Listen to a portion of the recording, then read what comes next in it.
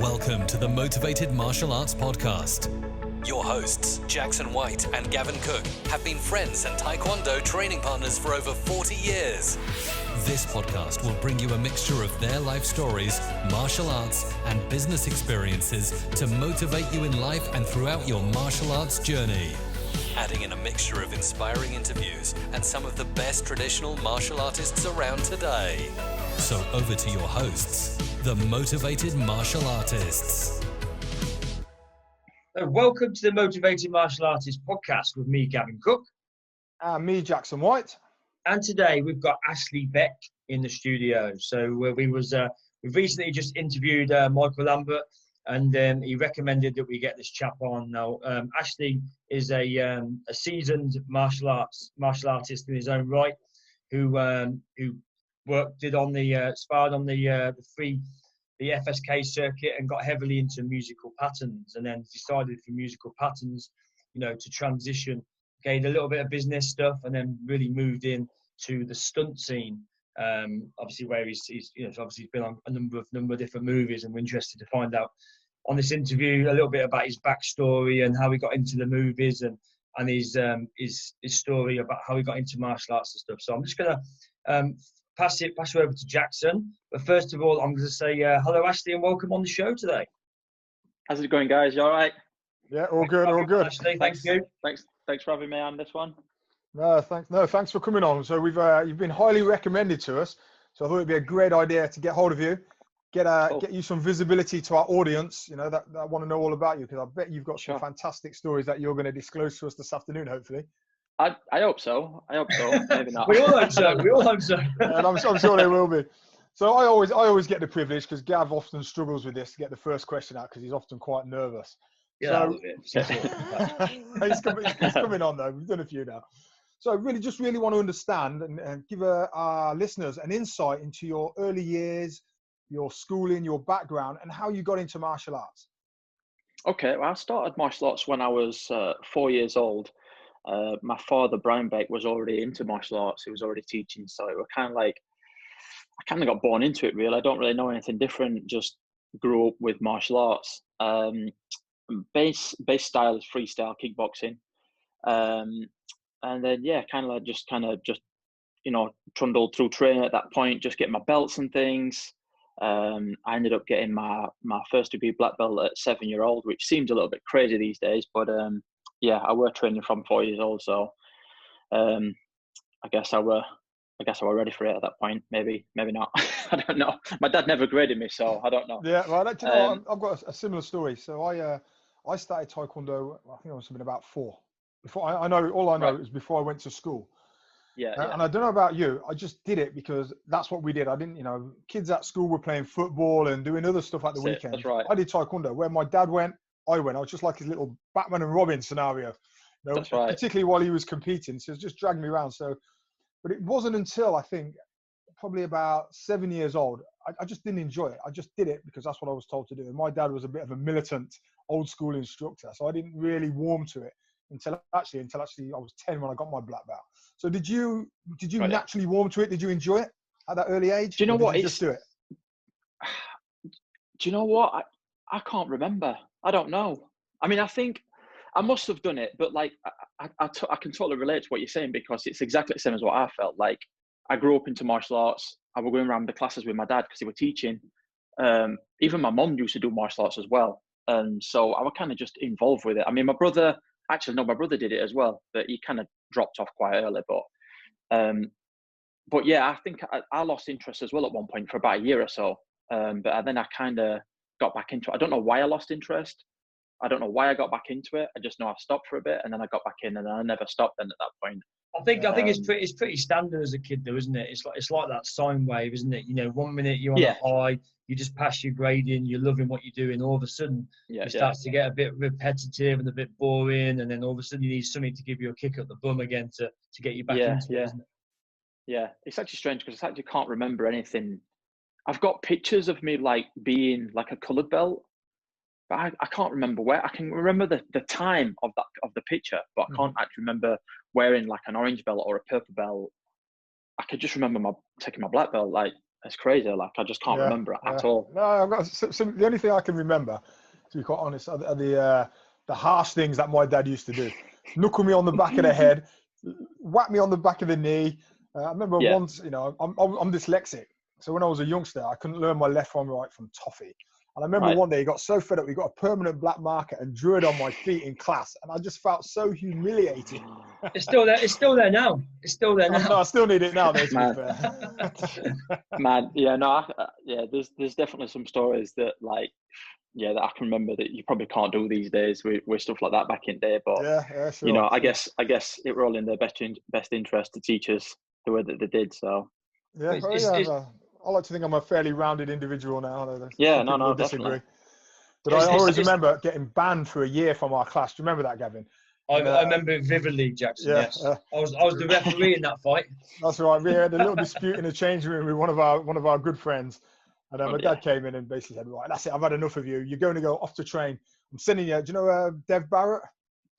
I do know Dev actually really well, because he was ECK and we was with them. Right. Okay. So he said, "Right, you're going to go and train with Dev. That's it. He's going to put some discipline in you." I was like, "What?" And actually, I enjoyed that more than I did training with my dad because he never used to rough me up.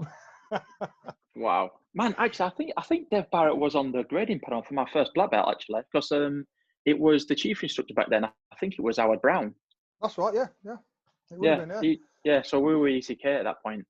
Oh, there we go. Small circles. So I spent many years training with Dev, and in fact, more recently, I did a full contact ECA British bout, middleweight bout for him. Recently, it was about 3 years ago before I retired. So it's a good friend of mine, good friend of the family as well, Dev Barrett. So you should pick up one. We interviewed him quite at the early stages, didn't we? Which is quite interesting. So it's a good podcast to listen to there. But I'm digressing. Sorry, carry on. It's about you. Carry on. I can't remember where I were. No. You say you're saying about you can't remember your colour belt grading. But one thing I could pretty much guarantee you could. I bet you can remember the smell, the feel, everything about your black belt grading. It's one of those defining moments, isn't it? Where I took mine 30 odd years ago, and I can still remember the smell as I walked in that dojo. To take it. It is strange. It is strange. I remember it plain as day and like everything about it, because it was.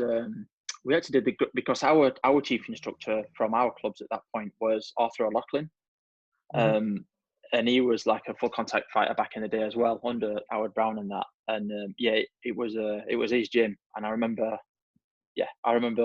just smelling sweat as soon as you walk in, and like just one of them gyms that like people like champions are made in kind of thing. You know what I mean? They're not like pristine or anything. There's ragged up like pads and kick shields and stuff around, like bags that are like smashed up and just The kids these days don't know what they're missing, do they? The kids these days are walking these nice clean dojos. They don't understand it at all. Yeah, it is pretty mental. It is pretty mental. Can't even tape your gloves up anymore. No, with duct tape and stuff. Health and safety, you'll slit somebody. That's the one. That's the one. So you got your black belt at 7. When did you start getting into when did you really start developing your passion for musical patterns and forms? What was that journey? Well, I started. I were at a tournament once, and because basically I got a little bit of an injury growing up. My heels and my feet. I got told that they were kind of like growing pains. I don't know what like that entailed or anything like that, or how it happened or anything. But basically, when I was like bouncing on my feet used to hurt, like where the Achilles tendon joins onto the bone at the bottom. And is it plantar fasciitis area? I think so. Yeah, just somewhere around there. Basically, I just remember my feet used to hurt quite a lot, and I couldn't bounce. And obviously, we're doing semi-contact. Like it's one of like the most fundamental things. You've got to move around. Like this guy's movement. Yeah. So I couldn't do it. And back then in our system, we used to do like free forms and katas and patterns and stuff just for the grades, like So there used to be some of the tournaments. They used to have like freestyle, like katas and stuff. There weren't musical forms back then. And I just love competing. So my dad said, look, why don't you do this instead? Still compete, still keep sharp. It'll get your techniques better. Do that until your feet are better, and then we'll go back into sparring. So I was like, okay. So I did that for like 1 or 2 years. Cut a long story short, like ended up really enjoying the form side of stuff. I did try to get back into the sparring, but because of such a long break, like my timing had gone, and I would have had to have like trained quite a lot to get it back again to the level that I were at and stuff. But I just really enjoyed forms at that point. I remember watching, the reason why I liked musical forms as well is I remember seeing Nicky Berwick for one at FSK's, I think it was.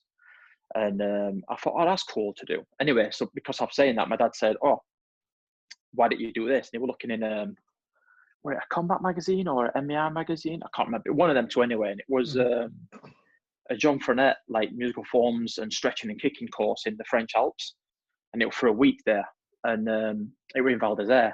So we went out there and did that. And I was like the youngest on the course. There were all these guys and then just me. I was like 11-year-old. And I just really enjoyed it. So I did that. And then rest history, really. I started competing in musical forms. I ended up competing in America. That totally opened my eyes up. And there were no, for the people that know of tricking and things like that and XMA, there were none of that in England back then. We went to America in, what year was that? Right, 93, 94? No, I think it was 92, sorry. Went out there and the guys out there started doing like all the acrobatic stuff. And I was like, oh man, this is cool. I want to do this stuff. So my dad was an Olympic gymnast as well and a trampoline coach. So he started teaching me. So I'd already got the basis there, just never wanted to do it. So I started doing that stuff. And then just started putting it into my forms. One thing that the guy, Jean Frenette, told me to do is like, listen, he told my dad to take me to like different martial arts schools, like different styles, because I were a kickboxer. So my arms were up in like a, kickboxing stance, which don't look kind of great for form stuff. It's not aesthetically pleasing, is it? No. So it's got to be graceful, haven't you, as well? That's right. So I ended up going to, we had a few, I started off doing a little bit of shorthand because some of our students, and that was actually shorthand instructors. So I did a little bit of shorthand to start with, basically learned their katas, competed in their katas for a few years. I actually did taekwondo a few times for a few years. I trained with Kim Stones in Doncaster. Man, that was a long time ago. But so I did that, learned a few patterns, just different styles really, getting my stance a little bit lower, working on my legs. Picked up a long way over years, like a little bit of wushu, weapon work, things like that. And basically just compiled it all into like my form stuff really, and watching Americas as well and just trying to put it all together. That's what I used to compete. I was competing all over the world. And then I started. Just interested, actually. So when you're doing your forms and stuff like that, I mean, yes. It's something that I've certainly never even touched on musical forms. There's no way I'm ever going to be as graceful enough to do that. There's two things we've got to say first. Bambi on ice is Bambi on ice. I wouldn't describe it as that. It's more like Crichton from Red Dwarf, particularly when you see him on the dance floor. Hey, don't start knocking my dances. I could still punch out some dance moves every now and again. Yeah. but yeah, no, I'm curious. So when you're sort of designing your musical patterns, is it something that you sit down and you work out the moves that you want to try and get put into it, or do you pick the music first, or how do you sort of piece these things together? For me personally, it was always about, I mean, everybody, because they've got a different names: freestyle forms, creative forms, musical forms, whatever. Basically, it's just a take on a form that comes from you, that you create. So people did it their own way. Some people did, like, they created their form first and then looked for a piece of music to match it. I did it the opposite way around.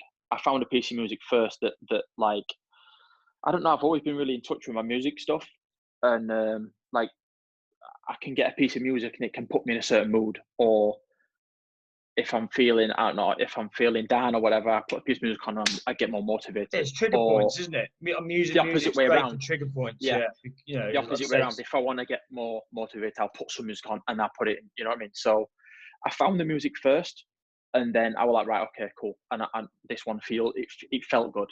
So then being on I nearly said on the dance floor then, I guess on the dance floor, but being on the mat competing, it had like the music had like it were already attached to me, like feelings wise, you know what I mean? So it brought something out of me. So that's the music side of things. So I did the music first. Then from there, I just kind of like, there were kind of like set rules that I used to go by. Like, a certain like way of designing the form. Like you would do a few, you might start out with like a really hard move because you're nice and fresh and you're not tired as such. And then you would do like a few hand combinations or whatever. That'd kind of like take you into the corner. And then you might do like a bit more of like a gymnastic route, like a round off back somersault or something like that. And then you do a few more moves and kind of finish your form off, roughly taking about a minute and a half from start to finish. Okay, how important do you think it is has been your dad's influence on the gymnastics side? So presumably, you know, if he's got a gymnastics background, he's probably done a lot of stuff on the floor, like floor work and stuff like that. Because really, I suppose that's all it's just it's effectively just like that, isn't it? It's just a musical dance, basically. Pretty much, yeah. I mean, he used to teach me and make sure that my techniques was nice and clean and sharp. But because he was a gymnast, he was he still is to this day, but he's a perfectionist. So like my toes had to be pointing and my legs had to be like perfectly straight and stuff. And some of these Americans who were doing the forms, they'd not really had that background. They could do the somersaults, but they weren't as per gymnastic, like perfect kind of thing. Mm-hmm.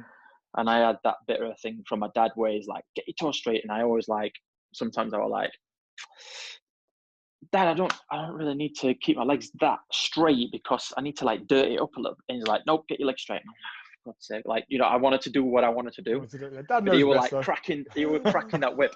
But you know, after a while, he understood what it were all about and stuff and so on. But it were nice to learn the proper way to do things, and then I could like kind of backtrack a little bit and make it a bit more stylish. Yeah, and we were talking the other day about some of the trickers.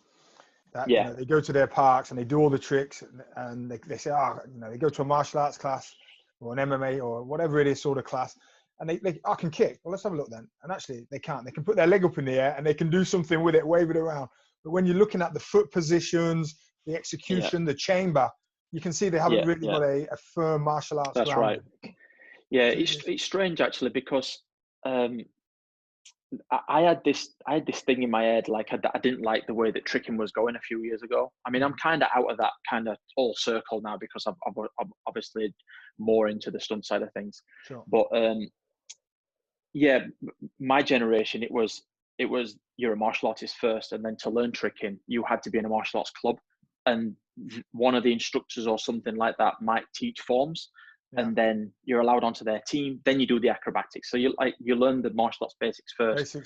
Get a good foundation. That's right. When you're a good martial artist, then you can start doing the other stuff. What's happened now is, I think it's all to do with like the open gyms, the gymnastic places, and that. Now they just open their doors. It's flipped on its head, isn't it? It's just flipped on its head now. And people aren't learning the basics. That's right. Kids can now literally go to like an open gymnastic center, not step foot in a martial arts dojo, and be an awesome tricker.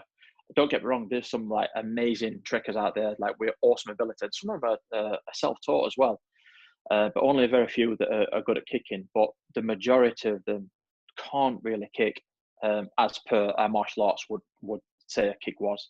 You know, but I guess that's just how it is these days, you know. So I've kind of chilled a little bit and be like, right, okay, tricking's it's its own thing now, really. You've got your trickers that just kind of just do it for fun and just learn for friends at gymnastics places, and then you've got like the actual martial arts competitors that do the tricking and that can kick because they're a martial artist in the first sense. Yeah, and then so there's two different sides to it now. So and the thing, I suppose, that I mean, the thing with kicking, it takes a lifetime to get really, really good at something, doesn't it? Something. Oh yeah, definitely.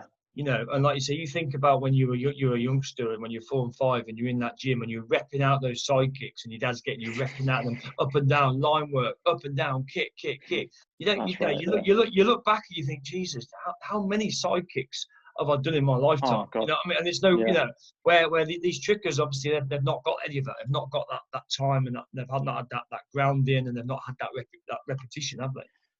That's right. So, yeah. It is a little bit frustrating sometimes because I will watch some tricking videos these days and the kids are amazing, but then they'll put like a spinning hook kick in the middle of something to set another move up, and it's like super low. There's no real execution of the technique, and I just think, and it's just one of the things where I just like, you know, bow my head down and just be like, man, don't put a kick in there if you can't do it properly. You can jump in air and do 4 twists, which is amazing, but you can't do a spin up kick. Like, come on, Like, I like personally, I know how much time it takes to learn them tricking moves. It takes weeks, months to do stuff. Same as it does with kicking, but you know, if you're gonna throw a hook kick in there, like put as much time and effort into that hook kick as you do your other stuff. You know, get it nice. You know, don't just chuck in the big horse. You know, do you think it helps having been a competitive sparrer? How do you think that helps with it? That's a good question. Actually, I don't think I've really been asked that before. I don't think I've really thought about it. I think as a general martial arts person, I think it does well to do stuff like that, like do different things to broaden your horizons a bit more, just so you have got that experience in doing something different. But if sparring did help well, you know what? Maybe it did, because obviously, you know, bouncing around on the spot and throwing like a lead leg roundhouse kick to catch someone, you've got to have that speed and that timing. So when you're doing tricking, it is all about speed and timing, because obviously if you don't time it right, you're going to miss the floor, or you're going to come down a little bit late and land wrong, and you might twist your ankle, or you might totally over rotate and land on your back or whatever, something, you know what I mean? So I guess training wise, the sparring definitely helped with the speed side of things. And I think the thing with sparring as well, you know, when you become a competent sparrer, you know, you've got to get to that point where you don't think about the moves. It's a natural reaction, isn't it? You know, it's like driving, isn't it? You know, when you've been driving, you reach the end of you get to your destination, you can't remember How did I get here? Yeah, exactly. Yeah, but the sparring's got to be like that. It's got to, you know, if you think that by the time you've thought about subliminal. it's already too late, isn't it? That's right. Yeah, it's got to be natural. It's got to be subliminal. You're just instinctively, and you know that's why, you know, I do a lot of previously did a lot of competitive sparring, and rather than actually sparring, I spent a lot of my time doing drill after drill after drill, you know, hours on end sometimes. And when you're tired, particularly when you're fighting, you're fatigued, you may be slightly dazed, it becomes an instinct, and that's just a natural thing that happens. But you'll only get that if you do that repetition continuously. That's right. Yeah. No, it's definitely, it's actually quite funny actually, because obviously I did that as as like a fighter as well. But with the form side of thing, obviously it's a set routine, but we drilled that many times that when I was actually competing, it did feel like I was on autopilot, and all I was thinking about is aggression, my power, and just that I was absolutely knackered while I was doing it, because that's all I was thinking about. And then getting to a corner and being like, right, I've got to do this move now. And like, you're out of breath and your legs feel like jelly. And you're like, I don't know if I'm going to be able to make this move here, but you've got to like be that positive, like, right, I'm going to nail it, get it done. And then, you know, you do it and it's fine, and you finish and everybody's clapping and stuff, and you walk off air and your legs are like wobbling like hell, and you don't want to look like you're weak. And but it's almost like it's weird. It's almost as if you've competed in a bout. And I always, you know, I teach Taekwondo, and I always articulate to my students, you know, they say, "Oh, Jackson, why are you always sweating in class?" I think, well, because when I'm practicing, I'm giving it 110%. I'm not just going through the moves. I know the moves. I'm trying to execute them with speed, accuracy, power. When I do a pattern, to me, you know, if I'm not breathing heavy at the end of that pattern, so are the two reasons. One, I've been slacking in training, or two, I haven't been putting enough effort into the pattern. Yeah. So, you know, I always say to my students, you know, you should approach your forms, patterns, whatever you want to call it, in the same way you'd approach a fight.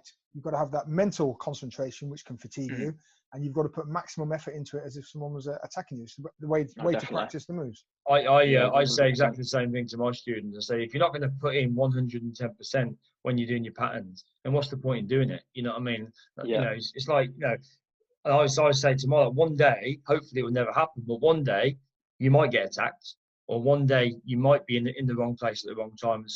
And if you've not got that muscle memory, you get so much muscle memory, don't you? And flexibility and time. You get everything from doing your patterns. Some people will disagree.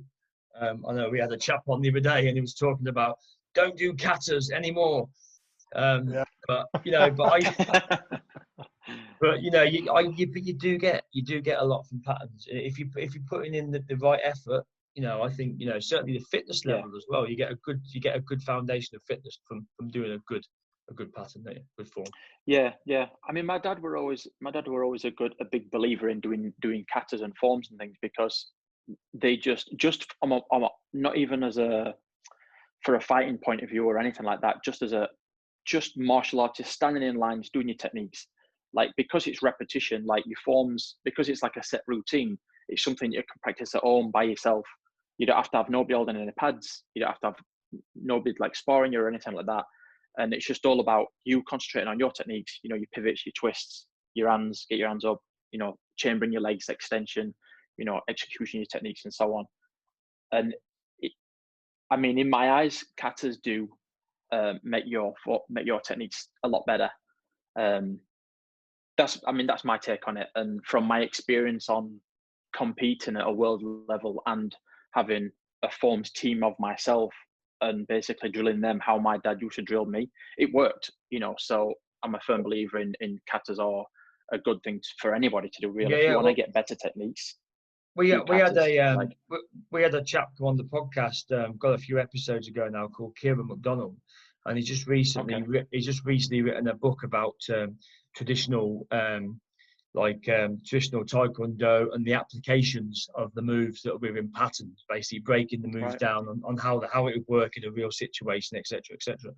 And he was talking when he was on the podcast, saying the reason that patterns and katas and things were developed was back in Japan or whatever karate was first developed. It was like the practitioners were maybe picking out maybe 5, 6, 7, 10 of their favorite techniques and basically putting them into a sequence so they don't forget them. Because obviously these days we have video cameras, we have phones, we can record stuff.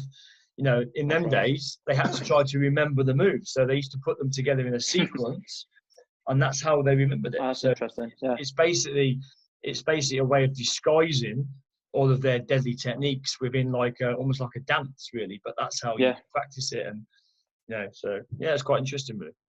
So that's good. So going on from so you got your black belt, you competed on the FSK circuit. You got heavily into the musical patterns. What was next for Ashley then? How did you make that transition, I suppose, across to movie land? So basically, one of my as I was going through the years competing in forms, I was competing worldwide, and some of the American competitors were a lot of the American competitors, but they were kind of like the front runners in the forms and stuff. They was always doing the newest moves first and things like that. So I was up to date on what they were doing. And there were a few guys. There were one guy called Mike Chatterantabot, and he was the head of XMA. So he had a massive influence on the form side of things and tricking. And there was another guy called John Valera, and them guys were kind of like my idols. And I used to watch a load of their videos on VHS. Not on YouTube. Were you not a Betamax man? I was a Betamax man, me. No, I were VHS. So I used to watch these guys constantly, copying their stuff, doing their drills and so on. Anyway, jump ahead a few years. I started competing in the WACO Worlds, and on my first WACO World in Italy in 1999, this guy John Valera was there competing, and it were awesome. It was the first time that I met him, and it was his last tournament. It was like his retirement tournament, because he was going into stunt work after that tournament.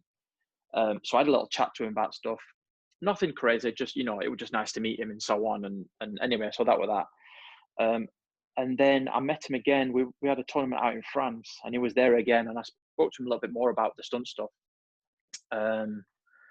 And said I was kind of it would be cool to do. I've always wanted to do it, but I want to finish competing, because I'd got this thing in my head that I wanted to win the worlds, the WACO Worlds, which is something that Jean Frenette had instilled in me years ago when I was 12-year-old. Basically said to my dad, if your son actually carries on training the way he is doing, he will be a WACO World Champion. So as soon as he said that, in my mind, that's it. I was that's my goal. So I was training. That was my focus. I ended up winning the Worlds I won it 3 times, actually. I won in 2003. When was it? No, 2003. And then I won one for weapons and open hand forms in 2005. Literally, the year after that, I finished competing at that point. So I kind of had enough of competing, training, tricking.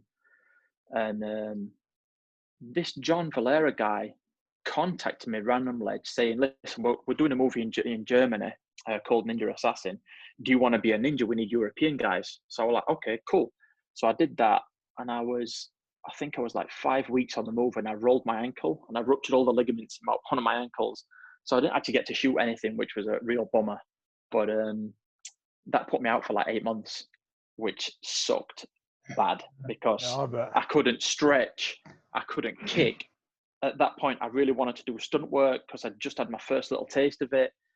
Yeah, it were not a bad time, but it was just a time of, man, I really want to do this because I can't wait to get back. Do you know what I mean? So do you think that injury maybe lit that fire even a bit even deeper within you, maybe because you had that little taste of it that made you really, really want to get back into it?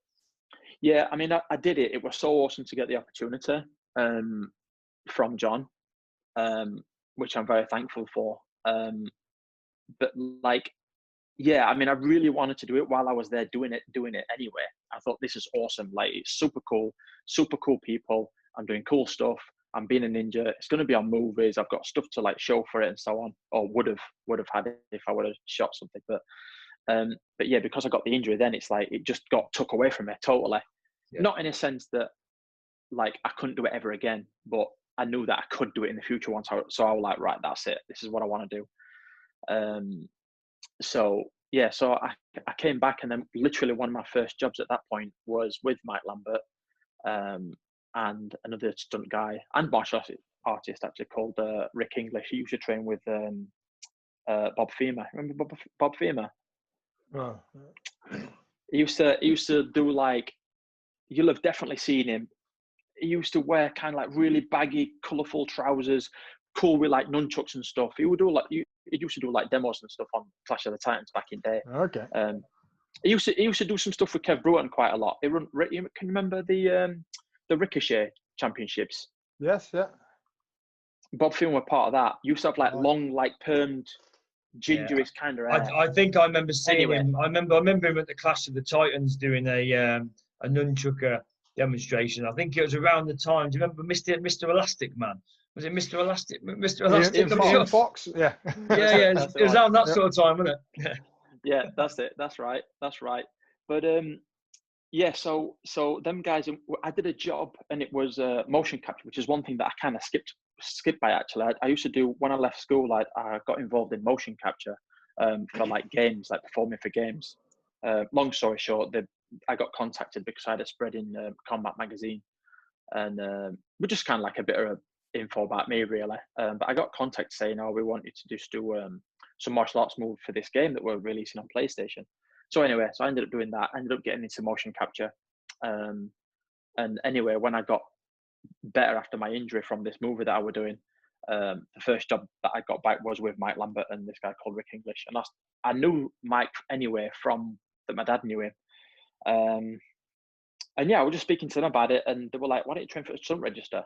And so I trained for a stunt register in England because I had this kind of like, I thought that the stunt register, because you have to do basically 6 skills to get on the stunt register, and you have to pick different skills in different areas.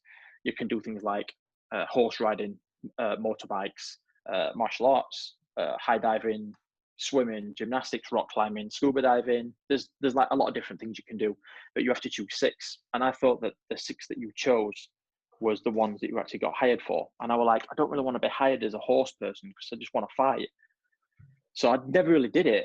And then these guys were like, no, they're the skills to get on the register, but once you're there, you kind of get used, you get known for you'll get hired for what you're good at. So I was like, oh, why did I know this? I should have done it years ago, because I found an email when I was like 19 that I'd actually contacted the stunt register to see what we're about.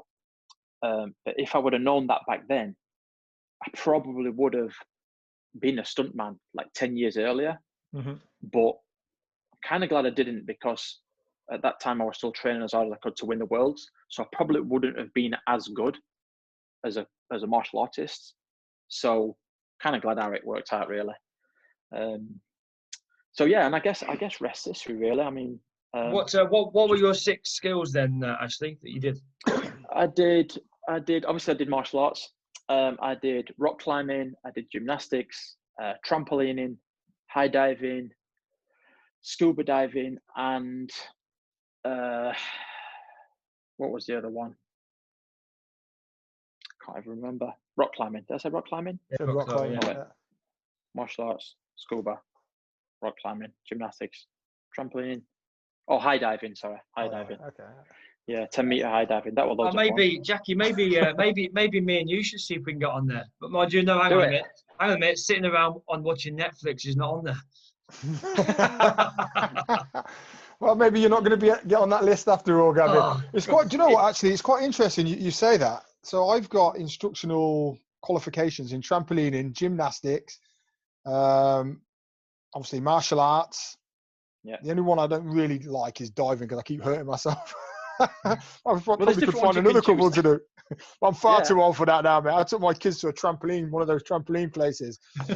Don't worry, kids. I'll show you how to do it all.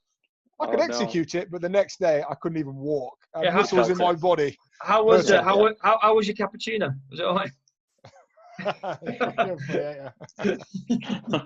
Starbucks got a great view from Starbucks. So moving on swiftly. Yeah. So what would you say was one of your most what was one of your biggest highlights? What was one of the largest movies that you've been involved in? Oh God, I literally, I can imagine there's many because we spoke to Mike and he said he reeled off this list. They're like top 20 of my all-time favorite films. Man, he's been around for years, mate, on like doing movies. Like honestly, like in movie world, he's like a bit of a legend because he's just. I mean, obviously you talk to him, so obviously he's been out in China, working with Jackie Chan and Donnie Yen and all them guys, and just like knows them all personally and stuff. So it's just like mental that.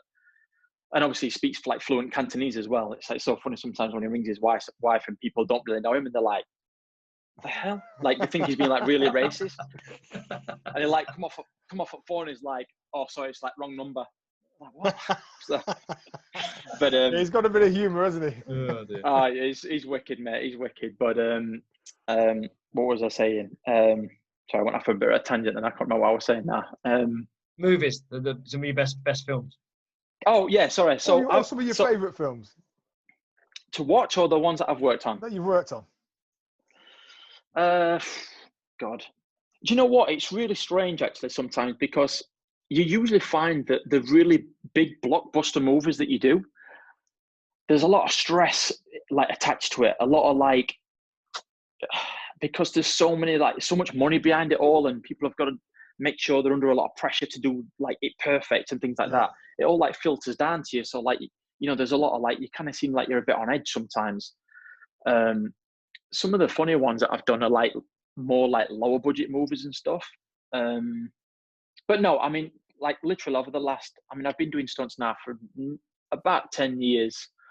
But majority of them have been with Mike. He always seems to call me wanting me to be on his team and stuff, to be one of his fight guys, which I really appreciate. And we have a laugh and stuff. But I've done quite a lot with him. So I did Assassin's Creed with him. That was cool to do. I did one of my, I'll probably just cut to it because I'm just bambling now. The recent Rise of Skywalker, the Star Wars one, I actually got to play a part of one of the Knights of Ren. Okay, awesome. So that was cool. Like when we actually started doing it, we didn't really know what we was doing. Because I'm not really a Star Wars fan as such. Sacrilege. I've watched some. Sacrilege. Hey, listen. I understand now why people are fans and how they've become fans and so on. Because when I started the movie, like it was the last one in the saga, and like I can't do a movie and not know what's going on. So I'm like, right, I'm on this movie. I need to watch them all. So I just like binge watched all of them. So I'm like, okay, cool, I'm up to date on what's going on now. So in Force Awakens, they kind of like teased that these Knights of Ren dudes didn't really show much of them. And then when Last Jedi came out, everybody thought that these Knights of Ren guys were going to be in it, and they weren't. And all the fans were like proper like, annoyed that we weren't there. So in the last one, they pulled us out, and we were like these guys. And I didn't really know personally how much of a deal it was until the movie kind of like carried on. And I was like, man, this is a bit of a big role, because like a lot of people online were like, that the Knights of Ren was in it, and there's like a lot of, you know, talking going on about it. And I was like, okay, this is kind of cool. So, but yeah, I think as a character and as an actual performer on that, it were kind of cool, because we weren't actually the stunt double for that character. Mm-hmm. Like, it was us, and we did the fights, you know, so that were kind of cool. Other than that, I mean, I don't know really. When you did your first movie, was it a case of once you've done it, did you sort of go home and get all your friends and family on the sofa saying, "Look, that's me. That's the one that's been chucked in the bin over there"? You know what? You know what? I mean, I did. I did go to the cinema with my mum and dad, and I did watch it. And you know, because my dad's one of these people. He was a military guy. He were in forces for a long time and stuff. So he were quite strict and stuff. But he were very proud of him. Well, my mum were as well, bless her, as well. But yeah, I remember being at cinema and watching it, and my dad's like sat aside and he keeps like nudging me all the time, going, "Is that you? Is that you? Is that you?" I'm like, "Dad, just watch it." Yeah, I'm that any like fight or any like move that this guy does that's a bit like crazy, it's probably me. He's like, okay. And then every time the fight happened, "Ash, was that you?" I'm like, "Just watch the movie, like just watch it." So, but yeah, usually these days now, like I'll have a conversation with my dad. He'll be like, "Oh, what are you working on at the minute?" And I'll be like, "Oh no, I'm working on you know, so and so." I'll tell him one kind of movie, and then next minute I'll talk to someone else who's in martial arts world that I haven't seen for a long time, and they're like, "Oh, you're doing so and so, aren't you?" And I'm like, You know that? "No, I ain't done that movie." "Oh, I was speaking to your dad last week. He says you were doing that." And I'm like, "No, I'm not doing that movie. I'm not doing that movie." He just gets mixed up. Bless him. He just, you know, but it's That's cool. fair. Mine's exactly the same.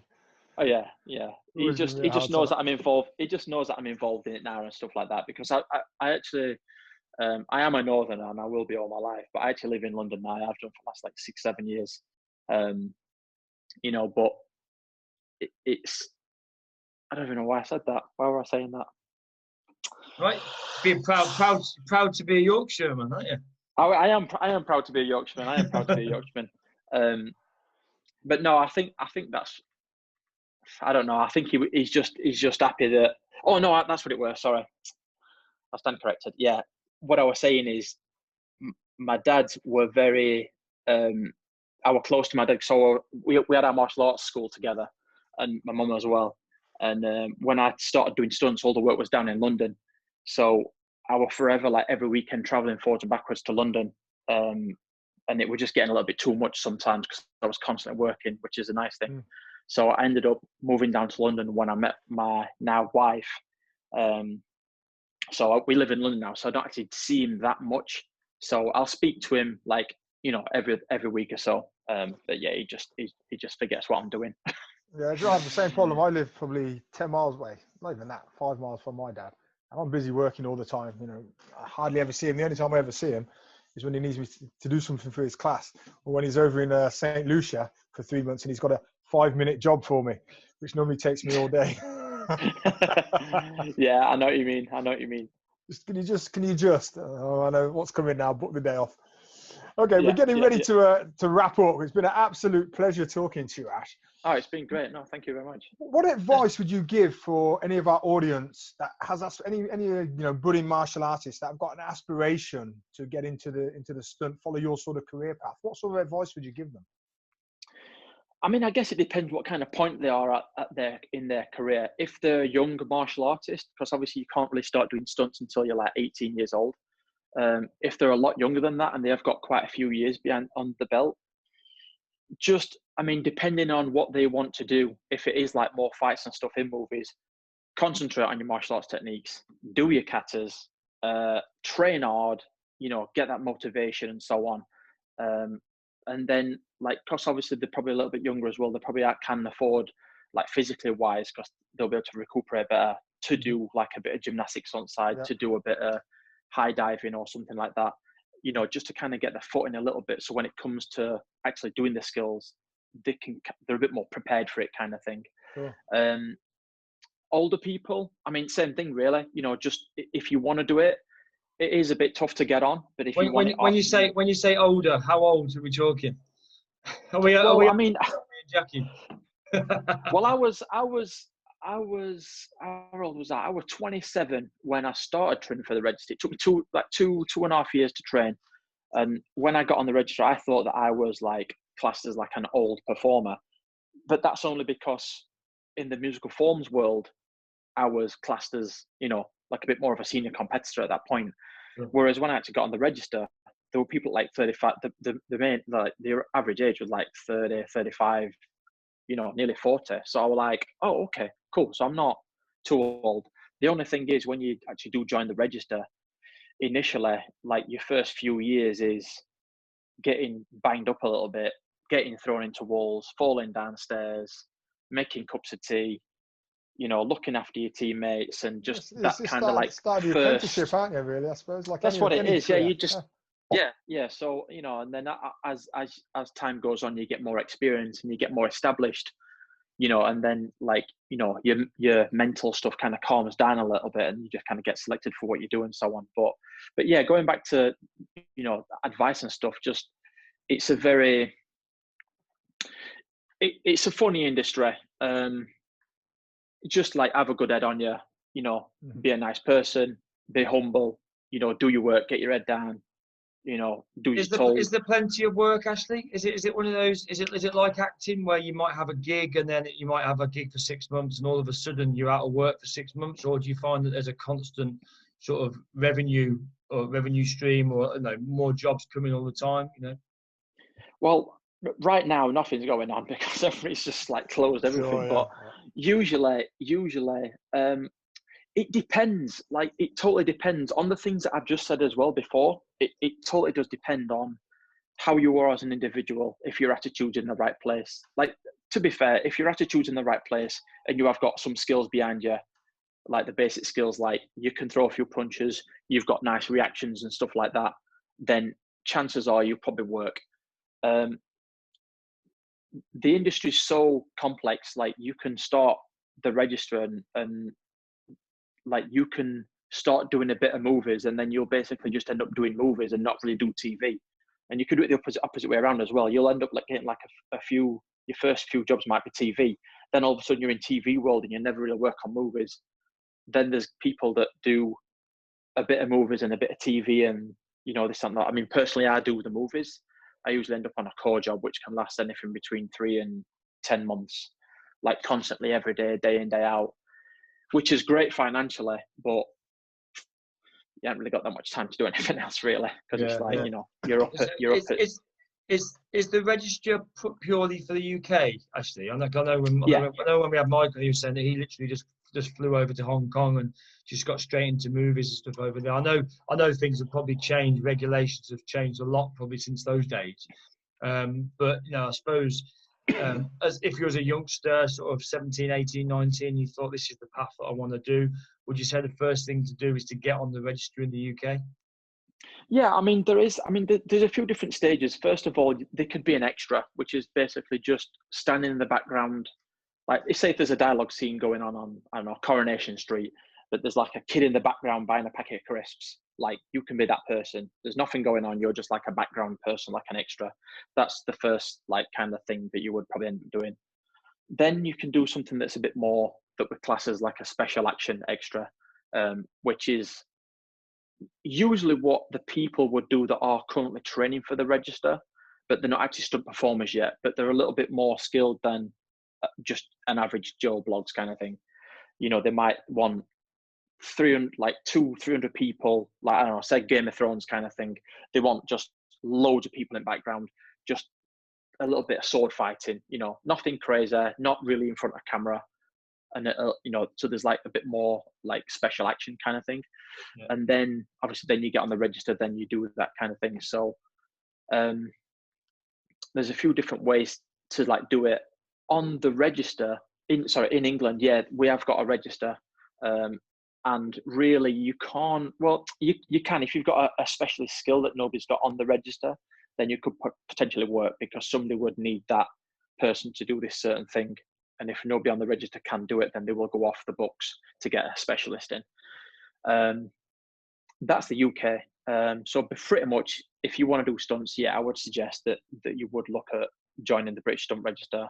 And for anybody that wanted to, they can go on www.thebritishstuntregister.com, or just type in the British Stunt Register on Google, and it'll take to their website, and it's all there, and all the information's there on how to join and what you have to do and things like that. And presumably, make sure you say that it's the stunt register you want to be on, and not just the register.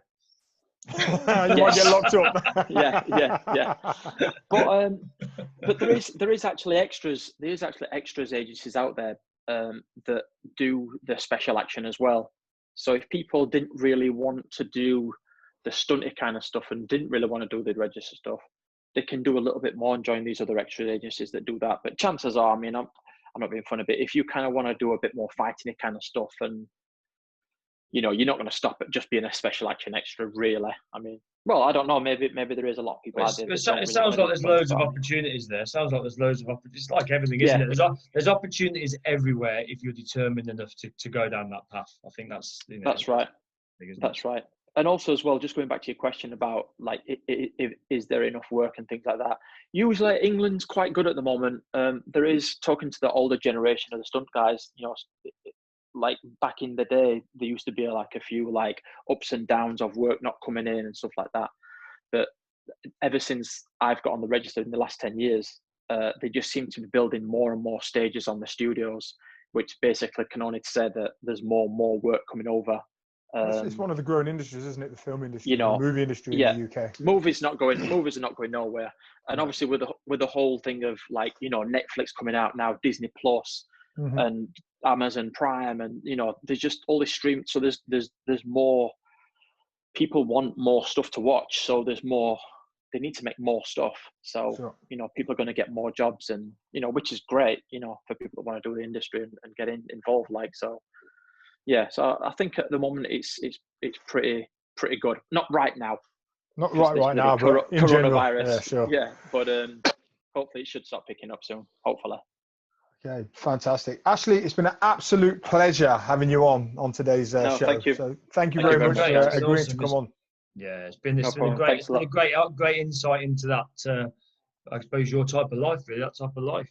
Living the dream, should we say? Yeah, most definitely. Oh, yeah, maybe. Definitely. No, you shouldn't be too modest. I think a lot of people will take great inspiration from, you seem so grounded and very much down to earth, but actually you've done some great stuff. And, I think a lesser person would have a lot more to say about themselves. But it's been a pleasure. So thank you. I'm sure our audience will see it as a great inspiration. You never know, an interview like this could help inspire the next generation of British stunt performers. Yeah, no, definitely. Most definitely. So thank you very much, Ashley. All right. Cheers, guys. Thank you. Thank you, Ashley. Cheers. I hope you all enjoyed this week's episode of the Motivated Martial Artist podcast. Don't forget to check out our Facebook page and our Facebook group, the Motivated Martial Artist podcast. And don't forget also the Motivated Martial Artist Instagram page. So head along for some extra content, interviews and much more. So until next week, it's bye from Jackson and Gavin, the Motivated Martial Artists.